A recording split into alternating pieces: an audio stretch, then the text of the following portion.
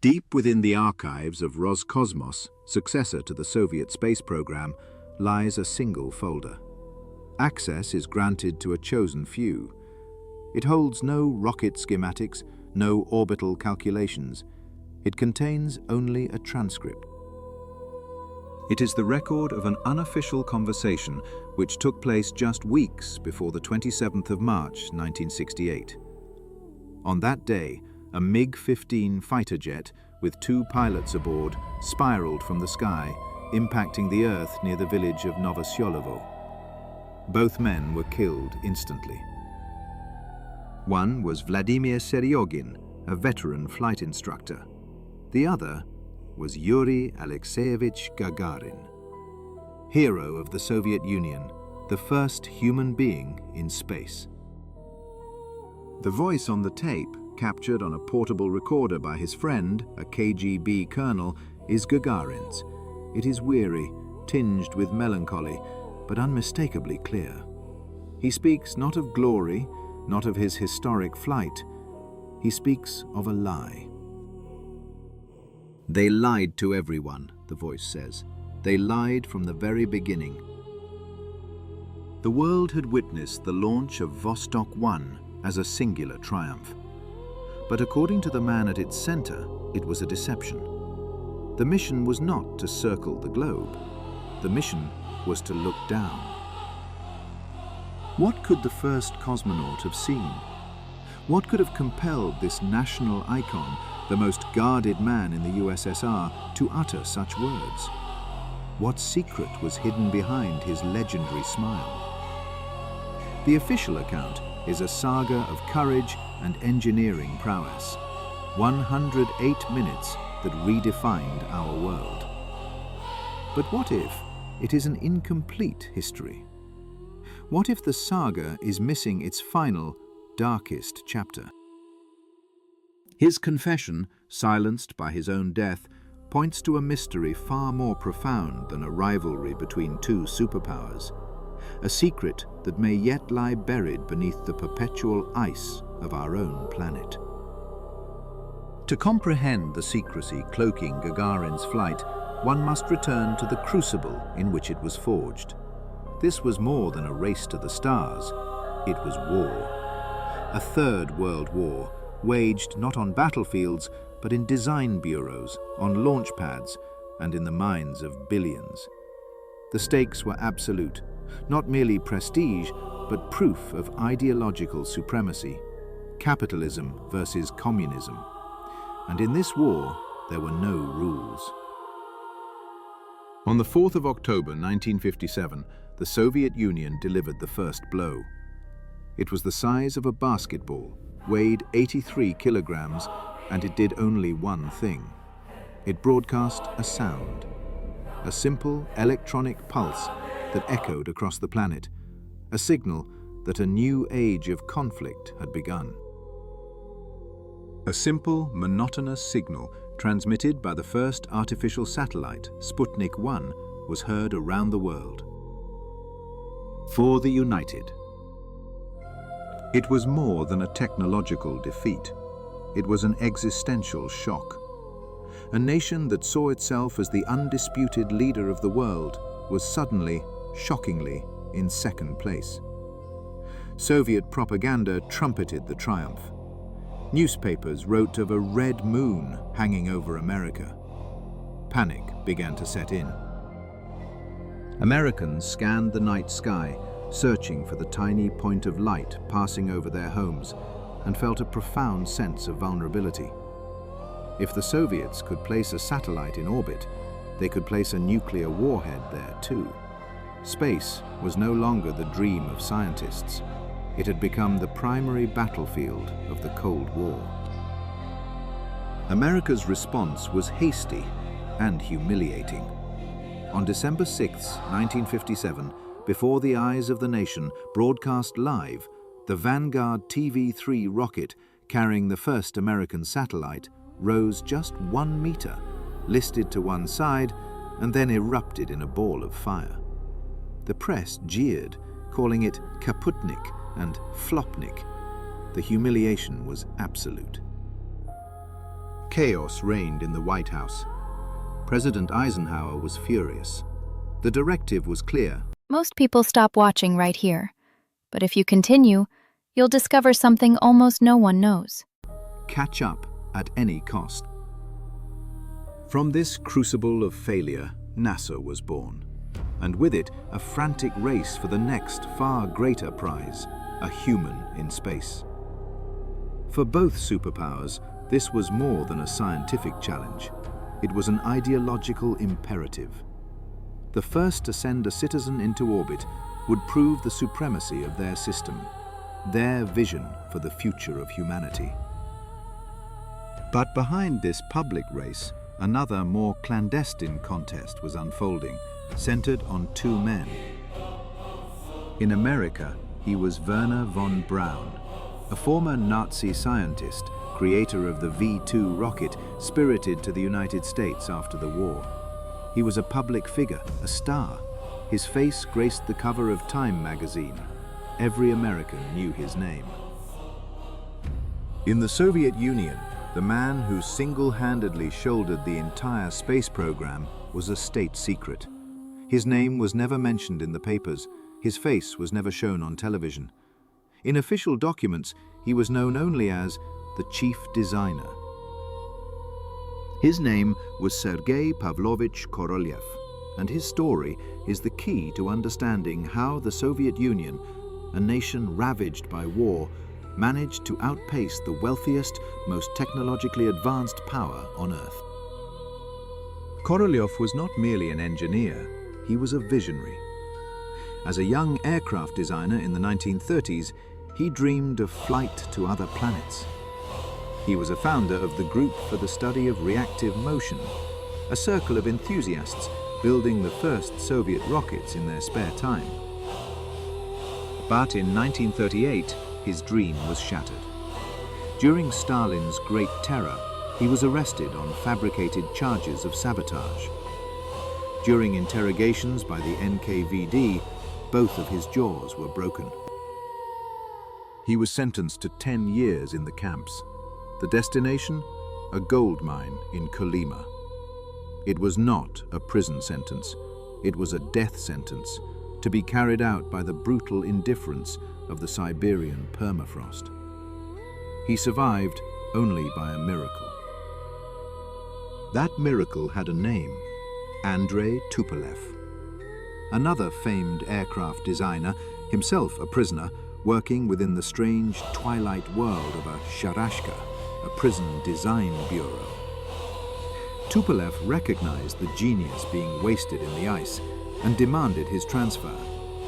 The man who was meant to vanish without a trace was saved, destined to send humanity to the stars. After the war, Stalin needed rockets, not for the cosmos, but for conflict.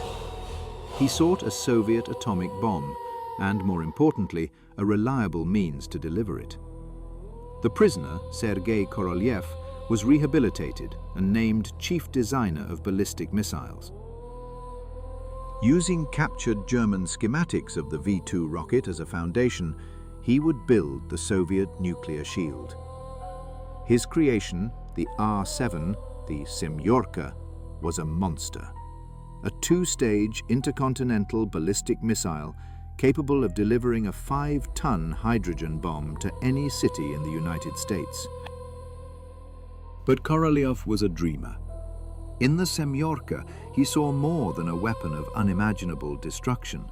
He saw a key to unlocking the heavens. If you think you've seen everything, wait. What comes next will turn everything upside down. He convinced Soviet Premier Nikita Khrushchev that launching a satellite would be a propaganda victory of colossal proportions. He was right. It was the Semyorka that hurled Sputnik into orbit, then the dog Laika, and ultimately Yuri Gagarin. But every launch was a game of Russian roulette. The technology was new, raw, and terrifyingly unreliable. Rockets exploded on the launch pad, veered off course, or simply died in mid-air. The most horrific disaster struck in October of 1960 at Baikonur. During preparations for a test of the new R-16 rocket, a catastrophic explosion engulfed the launchpad. In the fiery inferno, more than 70 people were incinerated, including the commander of the Strategic Rocket Forces, Marshal Nedelin. This event, known as the Nedelin Catastrophe, was classified for decades. The official story was that the Marshal had died in a simple airplane crash. It was in this atmosphere, a precarious balance of public triumphs and secretly buried monstrous failures, that the mission to launch the first human was born. Korolev knew better than anyone that he was strapping a man to the tip of the most powerful and most unpredictable machine on Earth. By some estimates, the chance of success was no greater than 50%. This was not merely a flight, it was a wager on a single human life. In late 1959, a secret directive spread through the aviation units of the Soviet Union. Commanders were ordered to select their finest fighter pilots, the healthiest, the bravest, for testing new equipment. The true purpose was a guarded secret. From an initial pool of over 3,000 candidates, a brutal process of medical and psychological screening began. When it was over, only 20 remained. This was the first cosmonaut corps. They were the elite, the best of the best. But the final requirements were dictated not by heroism, but by engineering. They had to be short, no taller than 170 centimeters, and weigh no more than 72 kilograms. They had to be small enough to fit inside the cramped metallic sphere of the Vostok capsule. The grandest of human ambitions, the first voyage into the infinite, was ultimately constrained by the simple, unalterable dimensions of a small, sealed box. The path to the stars was not just paved with courage and genius, but measured by the inches and pounds that could be sacrificed for the dream. The candidates were to be between 25 and 30 years of age, and they were required to be members of the Communist Party. Among the chosen 20 was a 25-year-old senior lieutenant named Yuri Gagarin. He was not the most seasoned pilot. He was not the most physically powerful specimen. But he possessed something else entirely. Something that Sergei Korolev and the other architects of the program saw instantly. He had a charisma that was magnetic, an almost disarming charm. His smile, which would soon become famous across the globe, could melt the iciest resolve. He was a simple man from a village, the son of a carpenter and a dairymaid, the very embodiment of the Soviet dream. But behind that smile lay a core of unyielding steel. He was preternaturally calm, cool-headed, and focused. He possessed a unique ability to master himself in the crucible of extreme stress. And in the trials to come, this quality would prove decisive. The training they were about to endure was a descent into a carefully engineered hell. Its purpose was singular: to push a human being to the absolute limit of his physical and psychological endurance, and then to see what lay beyond that brink. They were spun in centrifuges at accelerations reaching 12 Gs, forces that drove the blood from the brain and brought the black veil of unconsciousness. They were sealed inside anechoic chambers, rooms utterly devoid of light and sound, for up to 10 days of absolute solitude, a brutal test of the mind's fortitude. They were locked in thermal vaults, simulating the searing heat of atmospheric re-entry, and held at temperatures of 70 degrees Celsius. They were subjected to the barrow chamber, an ascent into the void of a simulated 15-kilometer altitude, where the slightest flaw meant the agony of decompression sickness. They performed dozens of parachute jumps, rehearsing not a triumphant return, but a desperate escape. For the Vostok capsule possessed no system for a soft landing. At an altitude of 7 kilometers, The cosmonaut was to be violently ejected from his descending craft, landing alone under his own parachute. It was one of the most perilous phases of the entire flight, and the detail shrouded in secrecy. The world had to believe the Soviet hero had landed safely, still cradled within his machine. From the initial 20, a cadre of leaders gradually emerged, the so-called Vanguard 6. Among them were Yuri Gagarin and German Titov. They became the final contenders for the first flight. On paper, they were nearly equals. Titov was perhaps in superior physical condition, but he was the son of intellectuals, of teachers. He was seen as too serious, even a touch arrogant. Gagarin was different. He was one of the people, a hero of the folk, even before he had earned the title. On the 8th of April 1961, just 4 days before the launch, the State Commission convened. A name was chosen. The first man to journey into the cosmos would be Yuri Gagarin. His backup, German Titov. The second alternate, Grigori Nelyubov. The divergent fates of these three men would become a quiet, tragic illustration of how a single moment can cast a shadow over a lifetime. It was a system that forged heroes from ordinary men. And it was a system that could, in an instant... If you think you've seen everything, wait. What comes next will turn everything upside down. ...unmake them. Yuri Gagarin would become the most famous human being on the planet. In the full-day orbit, and he too would be hailed as a hero. But Grigori Nelyubov, perhaps the most gifted, the most audacious of them all, would never reach the stars. For a drunken quarrel with a military patrol, he would be cast out from the cosmonaut corps. His name would be struck from every record. His face would be meticulously airbrushed from official photographs, rendering him a ghost. He would be broken by the machine that built his comrades. In 1966, he would step in front of a moving train. The system did not forgive error. It demanded flawless icons. And Yuri Gagarin had been chosen for the part. The dawn of April 12, 1961, broke cold and clear over the Kazakh steppe. At launchpad number 1 of the Baikonur Cosmodrome, the R-7 rocket stood cloaked in clouds of vaporizing liquid oxygen. The Vostok 1 capsule perched at its apex. Inside that small spherical world sat Yuri Gagarin. 2 hours remained until launch. He was serene.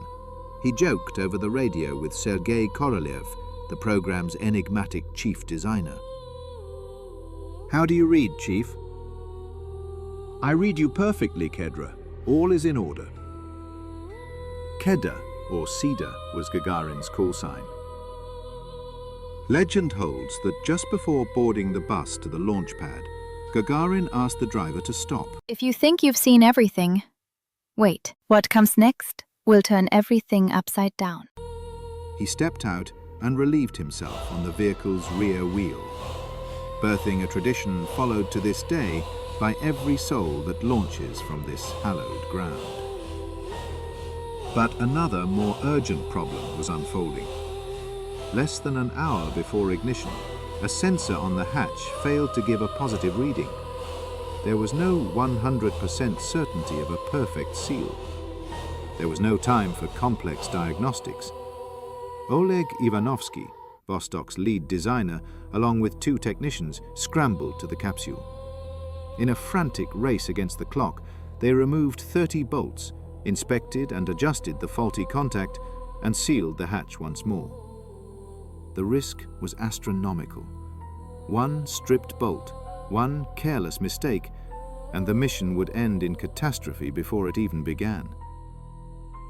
At 9:07 Moscow time, Sergei Korolev gave the command, "Pusk," launch. Gagarin's voice, steady and clear, crackled over the radio with a single historic word. Poyechali. Let's go.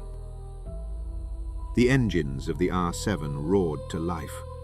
The G-forces were monstrous, crushing Gagarin into his seat with a force 5 times his own body weight. Breathing was a conscious, difficult act. Through the small porthole, he watched the Earth fall away with astonishing speed. 11 minutes after liftoff, the Vostok 1 spacecraft achieved orbit. The violent roar gave way to an absolute, profound silence. Then came the weightlessness. Gagarin was in space. He was the first human being to witness our planet from the outside. "I see the Earth," he reported. "It is so beautiful." The words transmitted across the void became immortal. He saw the swirl of clouds, the faint outlines of mountains and oceans.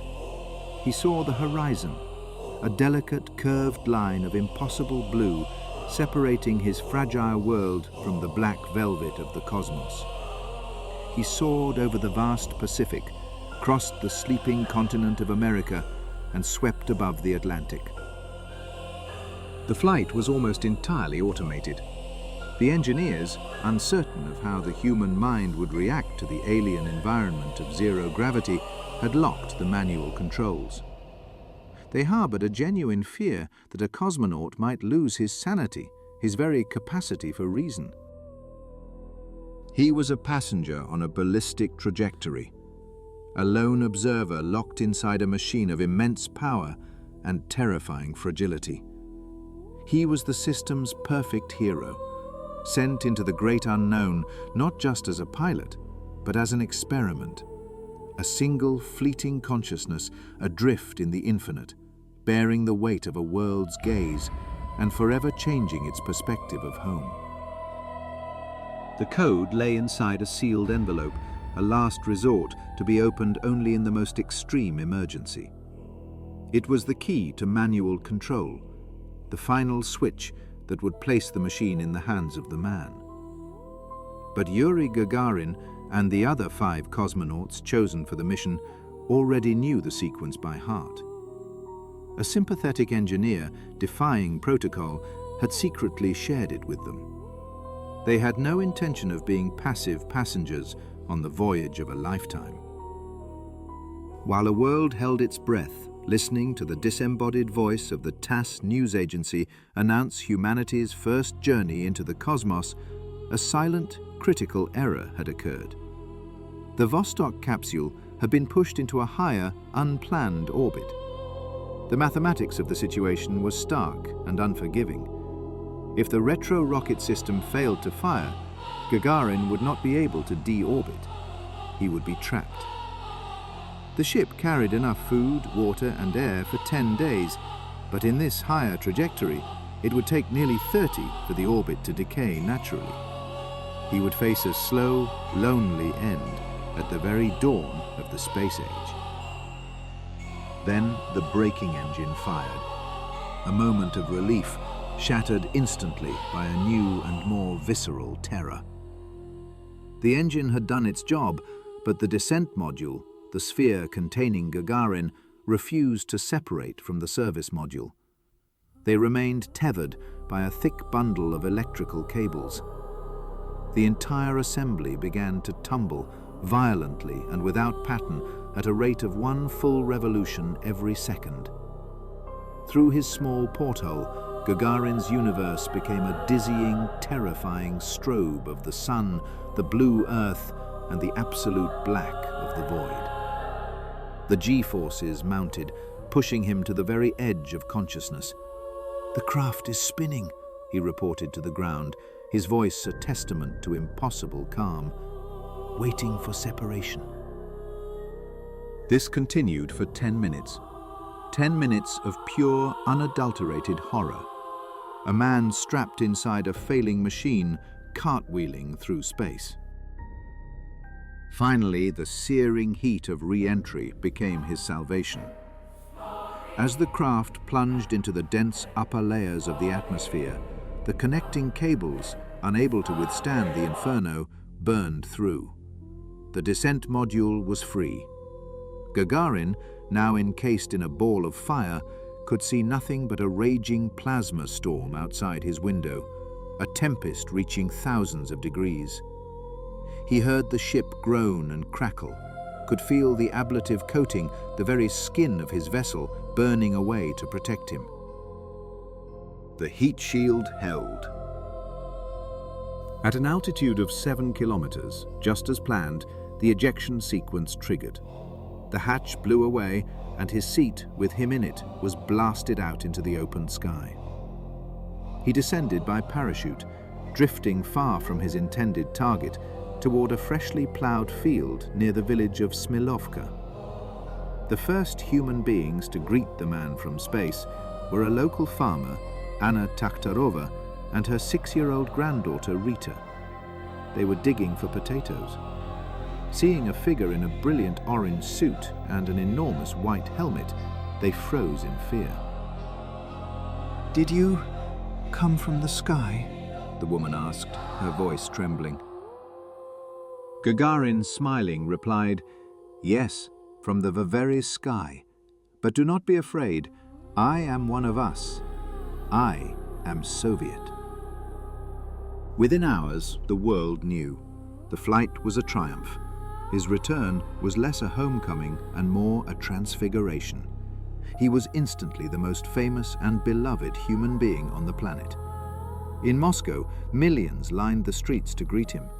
He stood atop Lenin's mausoleum next to Khrushchev, a simple boy from a collective farm, now the living embodiment of an ideology's greatest victory. He embarked on a global peace mission, meeting with kings and presidents, with factory workers and farmers. The Queen of England, famously breaking royal protocol, asked to have her picture taken with him. He had become a symbol, an icon cast in the crucible of the Cold War. And now comes the part no one talks about. But this is where the real mystery begins. But the triumph that the world celebrated was a sanitized version of the truth. The real victory was not just in the perfect launch or the orbit achieved, but in the 10 minutes of chaos, in the fire, and in the sheer will of the man inside the machine who faced the void alone and somehow, against the odds, found his way home. He was not of this world. He was a man of the heavens, and so the protocols of Earth no longer applied. His smile was a fixture on the covers of the world's newspapers, but behind it, a tragedy was unfolding. Yuri Gagarin had become a hostage to his own legend. He was transformed into a living monument, a symbol the state could not risk. He was forbidden from returning to space, forbidden even from flying the fighter jets that were his first love. His life If you think you've seen everything, wait. What comes next will turn everything upside down. evolved into an endless procession of state banquets, obligatory meetings, and hollow speeches. The pressure of his fame began to crush him. He started to drink. All the while, he yearned to return to the sky. He watched as his comrades from the first Cosmonaut Corps launched into orbit one by one. But he, the first, remained shackled to the Earth. Through bitter arguments and scandals, he fought for permission to resume flight practice. He wanted to be a pilot again. He dreamed of preparing for the new lunar missions. It was during one of these training flights on March 27, 1968, that his life was extinguished. The circumstances of his death were sealed by the state for decades, breeding a dark forest of conspiracy theories. Whispers claimed he was drunk, that his jet was struck by another aircraft, that it was an assassination ordered by a jealous Brezhnev and carried out by the KGB. The official version, released only years later, was mundane yet tragic. His aircraft had entered the powerful wake vortex of another fighter, sending it into a fatal spin from which the pilots could not recover. But even this explanation is riddled with questions. It was in the crucible of these final years, battling depression, alcohol, and the bureaucratic machine that sought to smother his spirit, that a secret confession is said to have been born. We return to a transcript, to the alleged words of Gagarin himself, claiming the flight of Vostok 1 was a cover, that its true purpose was not simply to orbit the planet, but to observe a secret object, an object located, he claimed, in Antarctica. At first, on the Moon, on Mars. Why Antarctica? But if we approach this as a detective story, clues begin to emerge. Clue 1. The orbit. Vostok 1's path was not equatorial. It was inclined at an angle of 64.95 degrees. This meant Gagarin's trajectory was diagonal, a sweeping arc from the northern latitudes to the southern, a trajectory that carried him directly over the northernmost part of the Antarctic continent. Was this mere coincidence? Or was the inclination precisely calculated to provide a vantage point over the polar regions? Clue 2. The equipment. Officially, Vostok 1 carried no reconnaissance hardware, only telemetry sensors, a radio, and a simple film camera. But the Soviet system was a master of concealment. The entire Vostok program was known to have a dual purpose, serving both science and military intelligence. A man touches the void, only to be consumed by the very world he transcended. His story becomes a myth, and within that myth, the line between the celebrated truth and the hidden one blurs, perhaps forever, into the cold, silent darkness he was the first to witness. The vessel that carried the first human into orbit was born from a lineage of espionage, a modification of the Zenit reconnaissance satellite. And now comes the part no one talks about. But this is where the real mystery begins. On board with Gagarin, could there have been a secret instrument designed to scan the surface of the Earth? A magnetometer, perhaps, or a thermal imager? In his official reports, Gagarin described the planet below in vivid detail. But it is possible he was describing more than what his own eyes could see. The historical context provides another clue. Why Antarctica? In the late 1950s and early 1960s, the frozen continent was an object of intense interest for both superpowers. This fascination went beyond the scientific research of the International Geophysical Year. Military considerations were paramount. Whispers persisted of secret bases, Nazi holdouts from the 1930s, when Germany sent an expedition and laid claim to a territory called New Swabia. After the war, the United States launched Operation High Jump, a massive military undertaking. Its official purpose was to train forces in polar conditions. Unofficially, many believed its true mission was to hunt for and destroy any Nazi remnants. Furthermore, both superpowers saw Antarctica as a potential site for clandestine military facilities, or even for testing nuclear weapons. In this climate of total paranoia and spy mania, the idea of using the first manned flight for reconnaissance over the planet's most enigmatic continent does not seem so fantastic. Gagarin, in an alleged confession, mentioned that the Soviets had detected strange magnetic anomalies and unexplained thermal signatures radiating from beneath the ice. This may be an echo of real scientific data.